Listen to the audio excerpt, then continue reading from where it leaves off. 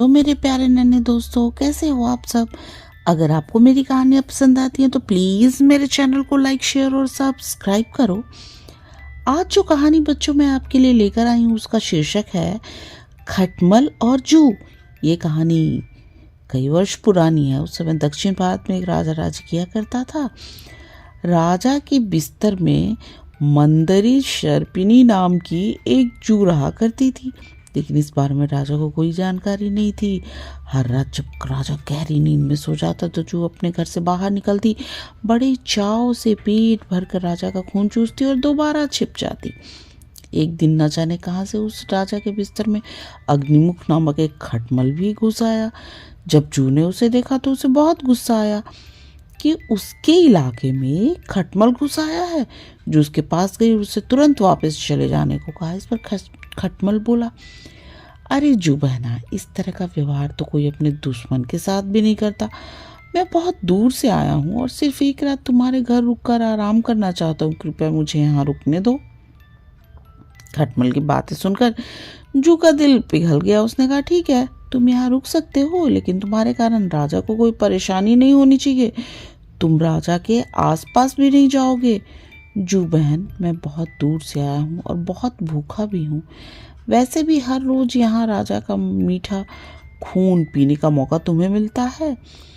क्यों ना आज मैं खून पीने का काम करूं। कृपया मुझे आज रात राजा के खून का स्वाद चखने का मौका दे दो। खटमल ने विनती करते हुए कहा।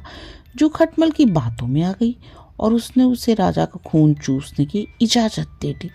ठीक है, तुम राजा के खून का भोजन कर सकते हो, लेकिन उससे पहले तुम्हें राजा की गहरी नींद में सो जाने का इंतजार करना होगा।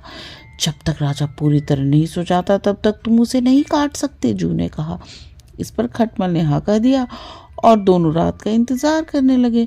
रात होते ही राजा अपने कमरे में आए और सोने की तैयारी करने लगे। राजा का शरीर बहुत तंदुरुस्त था और उनकी तोंद बहुत मोटी थी। ये देखकर खटमल के मुंह में पानी आ गया। जैसे ही राजा बिस्तर पर आकर लेटा, खटमल ने आओ दिखाना था और सीधे जाकर राजा की मोटी तोंद पर जोर से काट लिया और दौड़कर पलंग के नीचे छिप गया। राजा दर्द के मारे चीख उठा और तुरंत अपने सिपाहियों को कमरे में बुला लिया। राजा ने सिपाहियों को आदेश दिया, सिपाहियों, इस बिस्तर में जरूर कोई खटमल या जू है। इसे तुरंत ढूंढो और मार डालो। राजा के सिपाहियों ने बिस्तर पर ढूंढना शुरू कर दिया तो उन्हें बिस्तर में छिपी जू मिल गई। उन्होंने तुरंत उस जू को मार डाला और खटमल बच निकला। इस प्रकार खटमल की गलती के कारण बेचारी जू मारी गई। बच्चों, इस कहानी से हमें सीख मिलती है कि हमें आंखें बंद करके किसी अजनबी पर भरोसा नहीं करना चाहिए। अगर आपको मेरी आज की कहानी पसंद आए तो पता है ना क्या करना है, सब्सक्राइब। और मेरे प्यारे नन्हे दोस्तों, आप आराम से सो जाओ और सपनों की दुनिया में खो जाओ। गुड नाइट मेरे प्यारे नन्हे दोस्तों, गुड नाइट।